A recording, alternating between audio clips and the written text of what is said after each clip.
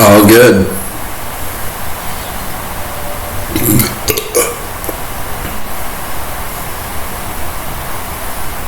Okay. Conspiracy theories we believe. You want me to start? Yes, because I had one and I forgot it. 9/11. Here we go. Oh boy. So you were a little young when that happened. 6 and in Walmart. You were 6 and in Walmart? Talk to me about that. Well, because I was homeschooled, so We were both homeschooled at the time. Yeah. But I was in Walmart with Mom. I remember. I don't remember why I was there. I think she just had to go. It was grocery shopping. Yeah, she was grocery shopping. Were you there with us when we went grocery shopping? No, I was getting punished. I was getting punished and sent to my room. Amber came and knocked on my bedroom door and was like, "You gotta come see this." I was doing math problems. Okay. In my room, because we were all homeschooled at this point. Yeah. And I came out into the living room, and Dad was just standing, watching the news, holding the remote to the TV, like not even doing anything. And Amber was like, "Just come sit down and look at what's happening." She was like, "You don't even have to worry about your math or whatever." And I was like, "Where is Mom and Aubrey?" And she was like, don't even, just look at what's happening." And there was one tower that was smoking already. Mm-hmm. And everyone was so a person just flew a plane into this tower. And then I remember you and Mom got back to the house before the second tower got hit, at least in my memory. I don't know. And he I remember seeing a plane go into a tower. Yeah. But I don't remember which one. We helped you guys bring in the groceries and stuff, and then we all sat in the living room and just watched the news, and everyone was freaking out. And then out of nowhere, it was this other plane flew into this tower, and then all of us were freaking out. Everyone didn't know what the fuck to do. And then within 30 seconds, both towers, one that had been hit an hour and a half before, and then the one that just got hit, all of a sudden, out of 30 seconds, both of them were just in tune. And I remember as a 12-year-old being well, that's bullshit, right? There's no way. I just watched one burn from a plane hitting it for an hour and a half. And then another one hit it, really recently. And then both of them just in sync fell down. Mm-hmm. That doesn't make any sense to me.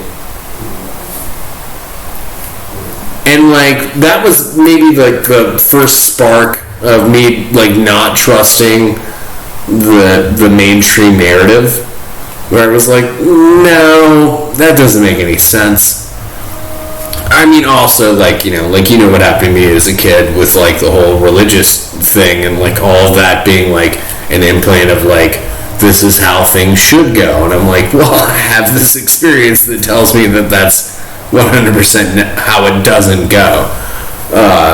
And then Building 7, which never got hit by a plane ever, all also in that same window of time, just like gone. And then like there's the fourth plane that like this like blew up with no wreckage. Oh, but like and the there's wreckage, like evidence of like molten like metal, like fully hot liquid metal coming out of it. thermite in all of the buildings, all three buildings, building 1, 2, and 7. Like thermite, like is in like, you know, like burning for years, like years, not months, not weeks, not days, years. Like, you know, like it just doesn't make any scientific sense. And like, you know, like me and you bonded over V for Vendetta a lot, and to me that was like a very like, even though that graphic novel came out before that thing happened. It was about England. But it was very much like, come on. There's, like, if we're going to believe in science, which also science is never something you should have to believe in, it's science. Science doesn't require belief. It requires proof. It requires substantial evidence. If you have substantial evidence, then you don't need to believe in it. You just can know that as far as we know, that's the thing. And that was the first time in history, in my life, when people were like, no, just believe in the science. And it's like, that sounds like religion to me. And I don't need to believe in it. Prove that it's real. And they're like, we don't need to do that. You need to believe that we did that. And it's like, no. That's not how this fucking thing works. You don't need to make me believe that it's a thing. You just need to show me what happened. And then let me make my own decisions out of that. And then if you really sell me on believing a thing that doesn't seem scientifically like it actually happened, I'm not gonna fucking believe you. And then that theme has just been rampant ever since then. You know, like the Patriot Act. You know, you know, like the 9/11, you know, like, what is it fucking called? Like the official theory on what happened is like 98% redacted. So they didn't show you anything. They didn't tell you what actually happened. Yeah. Or it's eerily similar to, you're not allowed to read the Bible, only the priests are allowed to read the Bible. Yeah, isn't that weird? So that sparked this whole thing in me, where I was like, alright, so they're lying to us, obviously. You know, like, I'm not going to just swallow it, and because, like, science is telling me to believe it, I'll go with it. You know, whatever. I trust the experts. No, you don't need to trust the experts in science. That's not how science works. Yeah. Science works how it's like, here is our evidence. This is the data that we have. Draw your conclusions from it where you will. This is what we think happened. It became a doctrine. It became this thing of like, no, you can't question what our conclusions of it are. Yeah. That's religion. Yeah. That's not, there's no difference. Like, you know, like, oh, what did Jesus say? Well, we're going to tell you the things that we want you to hear that he said. No. So, like, that started to really, like, fracture things for me. That's why, you know, like, in recent events, I've been like, I'm not gonna just take a thing because Pfizer told me it was fine. I don't see any of the information. I don't see any of the data. Like, it's the same way I felt about Catholicism. Like, you're burying so much of the data, you're burying so much of the information, you're burying so much of the history. Like, why should I just fully believe it? You know, yeah, and ultimately, like as that example, like I wouldn't just believe the government either. Really, the only reason, well, at least the main reason why I was very and still am very pro like the vaccines and stuff is literally because Andrew is known for 2 decades, a doctor who helped to develop it, and it's because of knowing that person and being able to ask that specific person the questions is why I'm cool with it. But like, I wouldn't expect a random person who didn't know that person to fully just blindly believe the government, you know? Well, like, then there's also, like, people that are certainly above that person that Andrew knows, going onto major platforms being like, hey, I came up with this tech, and turns out it's not working, and they're actually rewriting the definition of this thing. Mm-hmm. Yeah, and, like, for him, like, telling us, like, oh, I think, like, this is good, but not this, and that kind of thing. So, like, we had a lot more information than the average person had because of that connection.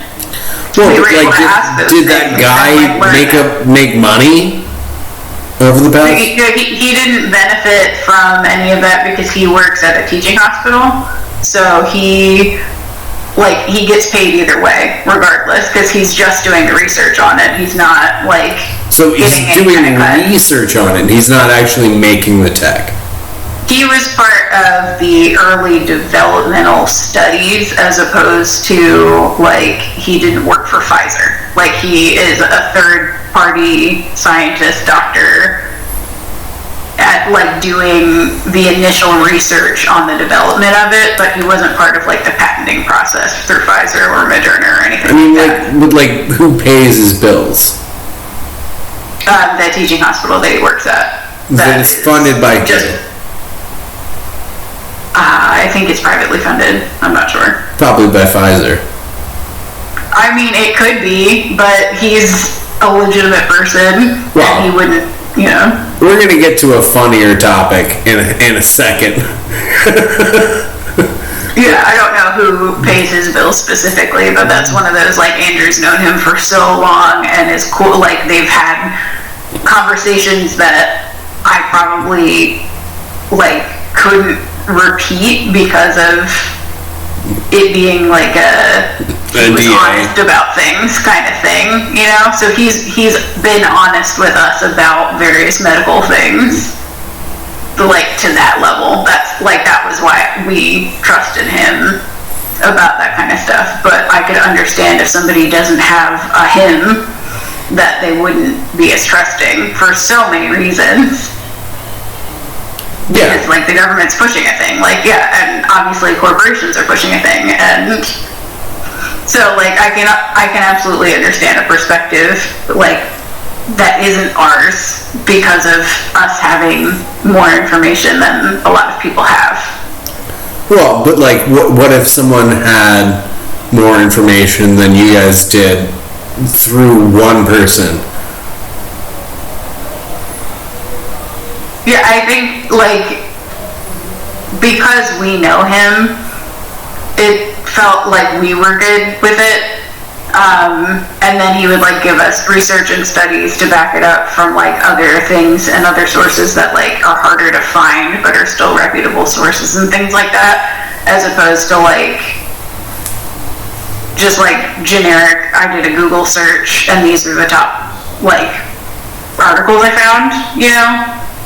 Well, Aubrey, I would ask you this, and, you know, like, you know I love you, right?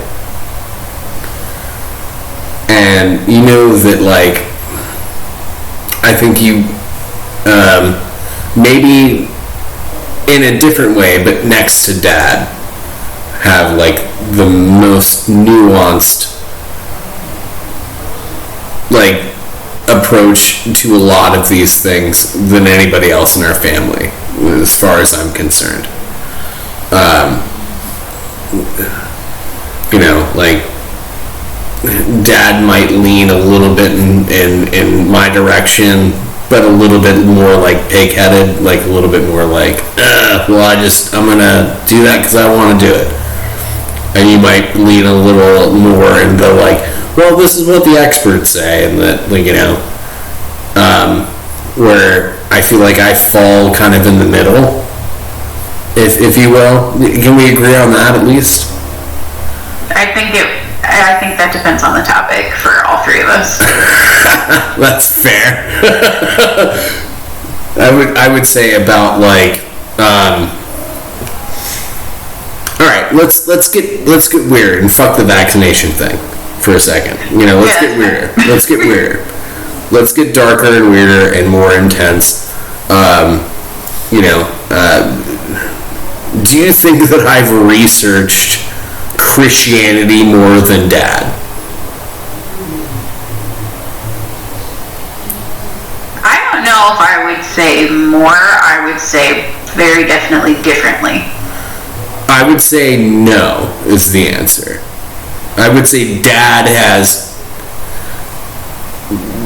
you know, researched Christianity deeper and more intensely, maybe than any other human I've ever met in my life.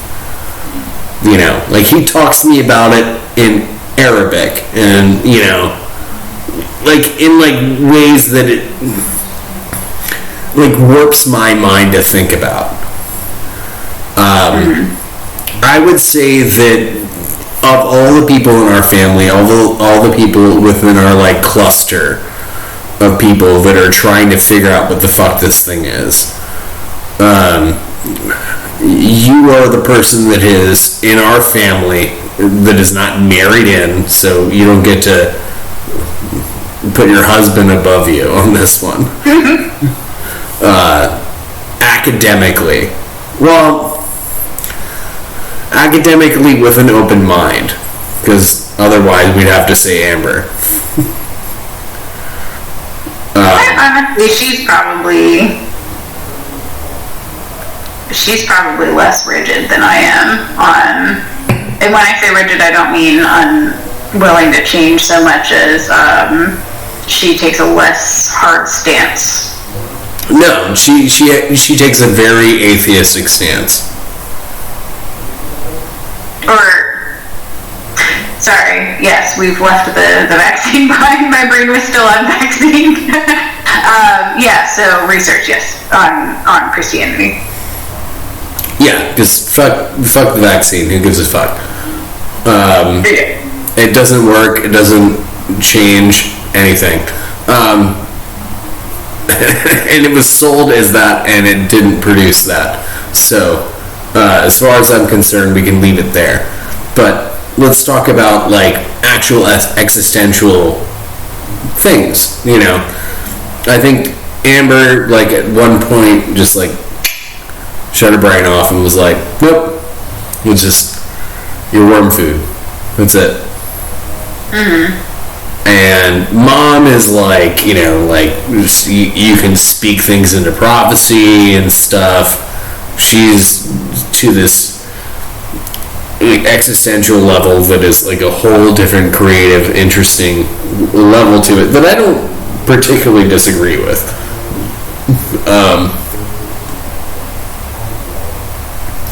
And dad is pretty grounded, but also like he, like, you know, if I've talked to him about like you know, like Genesis, and I'm like, you think that is literal? And he's like, probably not. We weren't there, so. And I think that you get that kind of thing, but I think that you're still in this a little bit of like I went to college thing. Well, I did, so. Well, yeah. So you got a little bit more poison in your existential worldview, and you haven't taken acid yet, and to my knowledge. No, I did the accidental plastic inhalation that one time, but that's about it. So, how would you describe my view on all of this, like compared to the rest of the family? I would say you're about the same level of spiritual as Mom is, but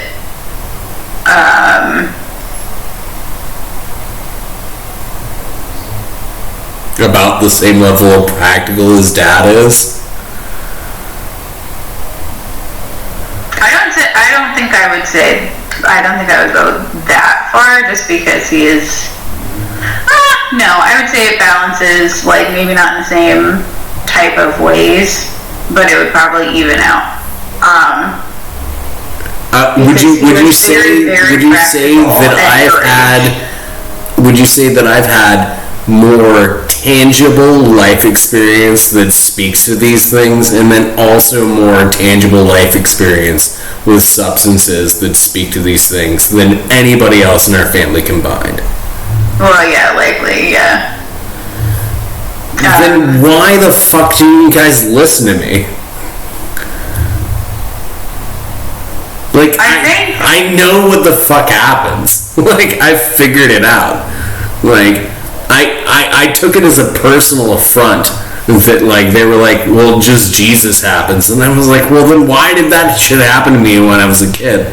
And then, like, I combined that and then put life experience on it, and then put fucking more life experience on it, and then fucking, you know, I don't know how to exist in this world anymore. I'm fucking terrible at that.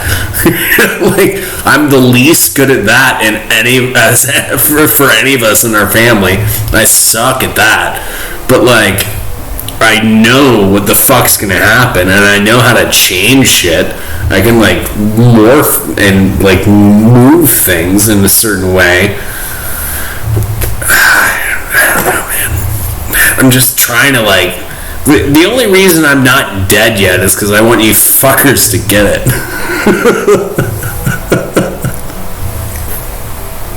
I think there are a lot of layers to that question.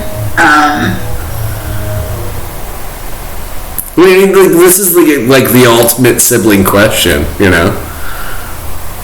I think primarily,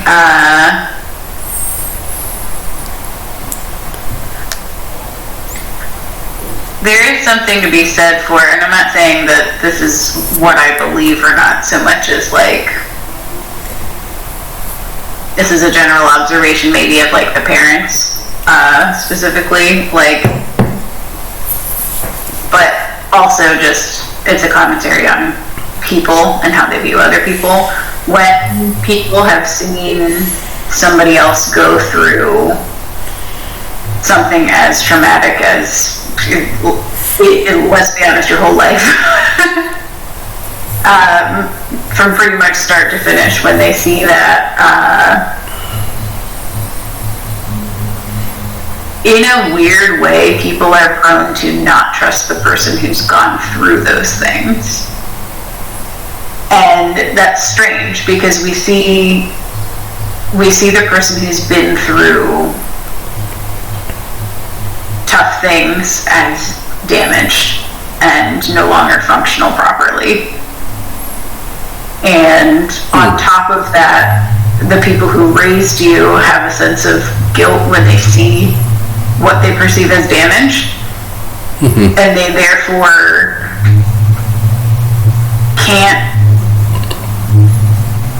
can't necessarily listen to any kind of wisdom that might have been found in that damage, because then that would be admitting to themselves that they let that happen. And that would be like accepting that the thing happened, and that's why they are able to accept any kind of perspective from that. So if they're seeing you as somebody who they did not fail, as they feel they did, then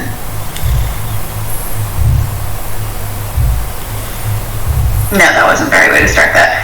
If they accept your wisdom from the thing that they see as their failure, then that is them accepting that that failure is their failure. Does that make sense? How do you see it as my sister? Not thinking about how it is for my parents, our parents. So, the way I view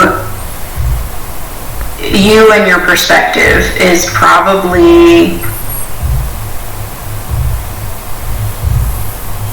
somewhat colored by that at the very least, just because. Well, yeah, I mean, how could it not be? Yeah.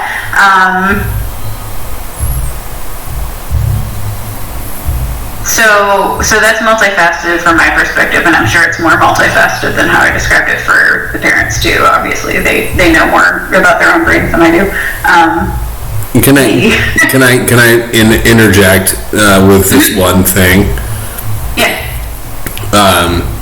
The moment that I knew that I might be able to be okay with Dad, and because like me and Dad almost killed each other, you know, and then like the moment when I got arrested because Dad like called the cops on me, like it was a very defining moment for me, because you know I would have killed him in that like Joker heroin state.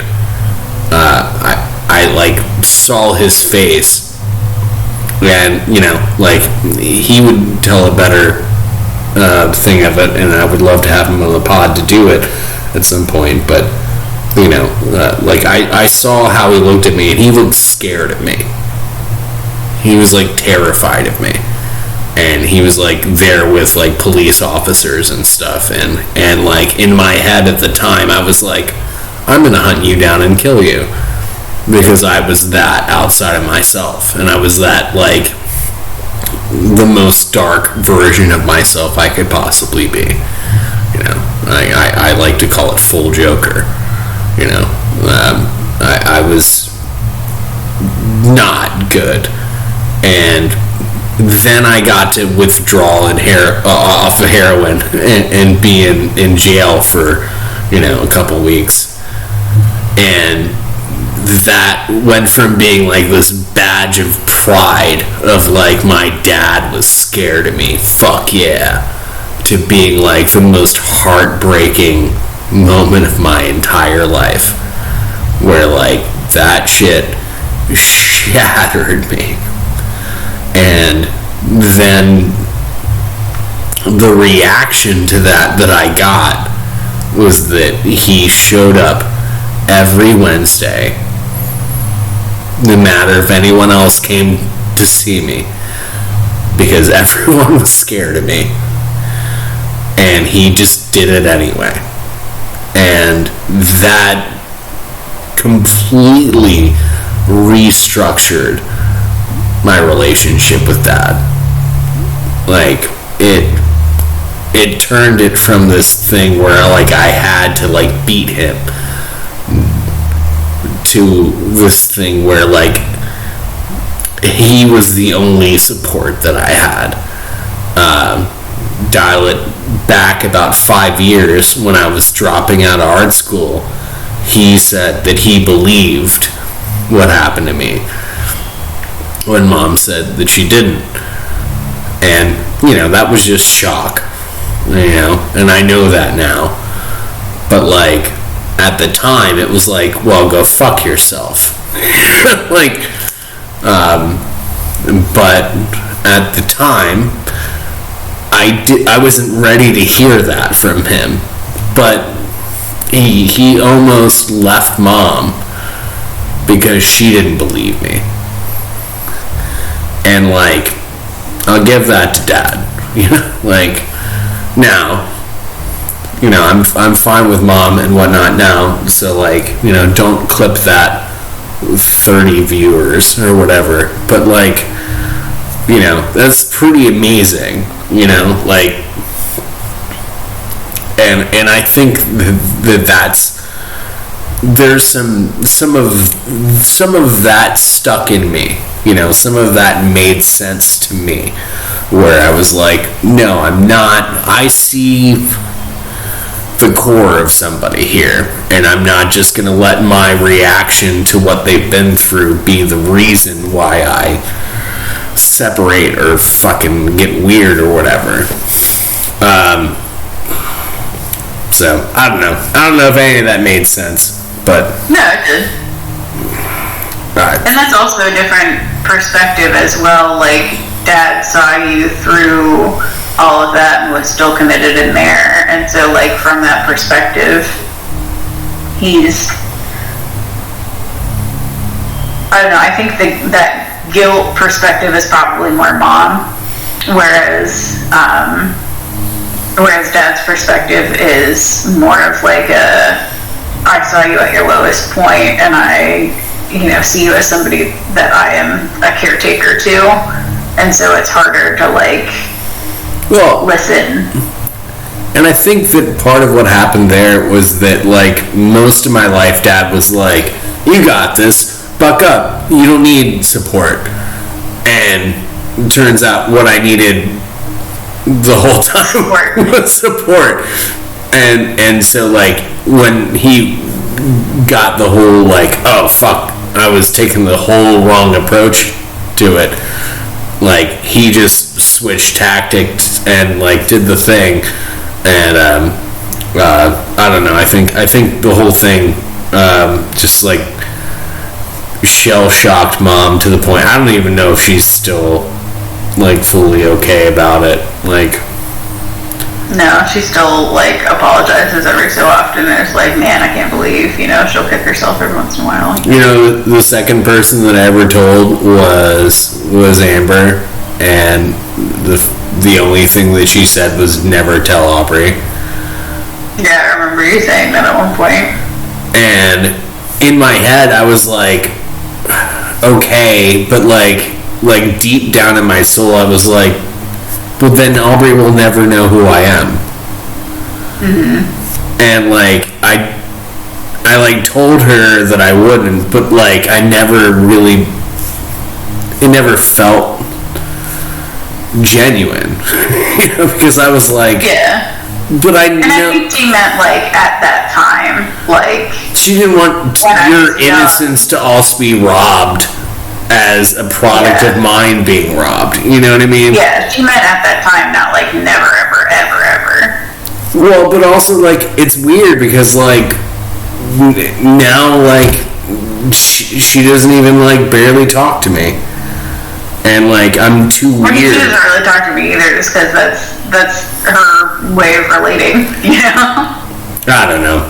Who's to say? Let's not get too deep into We're all talking about stuff that we could talk about, and I feel like if we get into Amber's stuff, we can't even speak on it without her having to be on the podcast. So, yeah. What you watching? Oh yeah.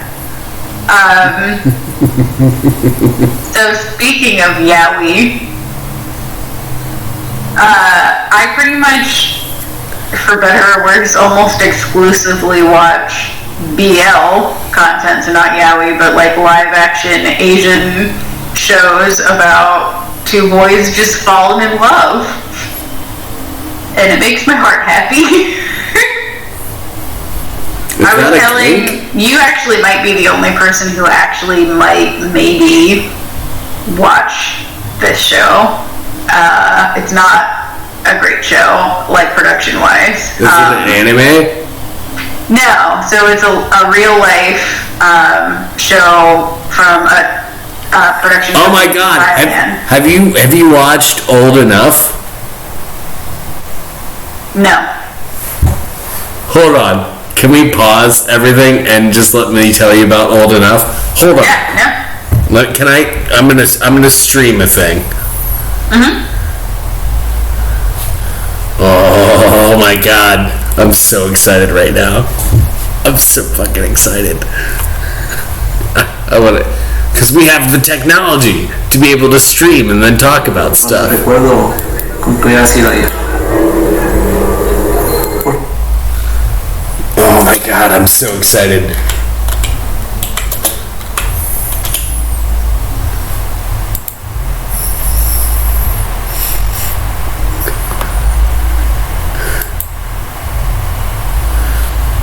Oh my god, I'm so fucking hype.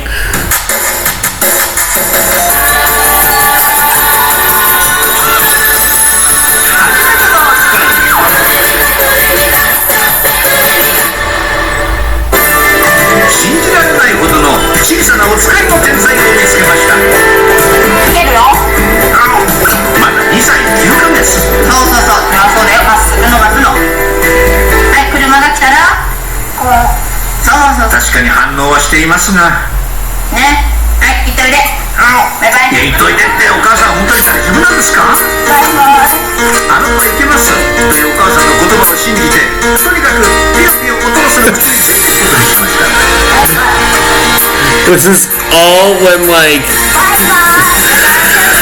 they just send toddlers to go do errands.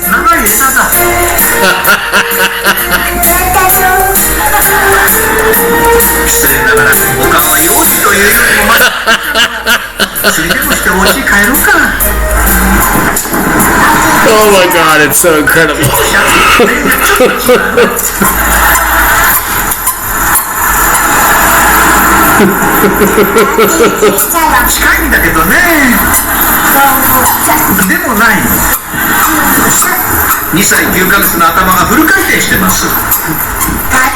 We just have like a group of people film this toddler trying to get errands done.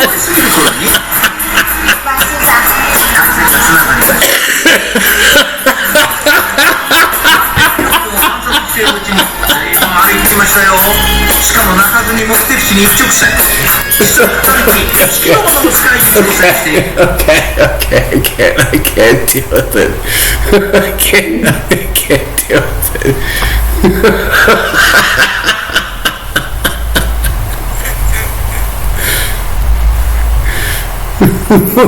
Wait, why is your fucking sound not happening?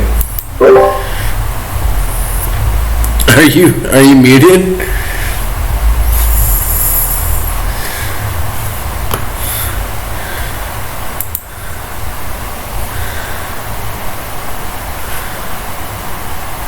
Why are you muted?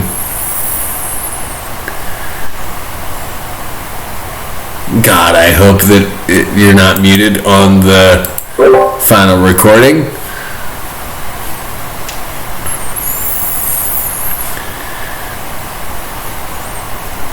I don't know what's happening, but you are muted as fuck. I cannot hear you. I am not good at this stuff. It's a running theme. It's a running theme. Alright. What we're going to do is we're going to end the call. Alright, I'm going to stop the recording. Started the Netflix thing, it like switched over. And so it like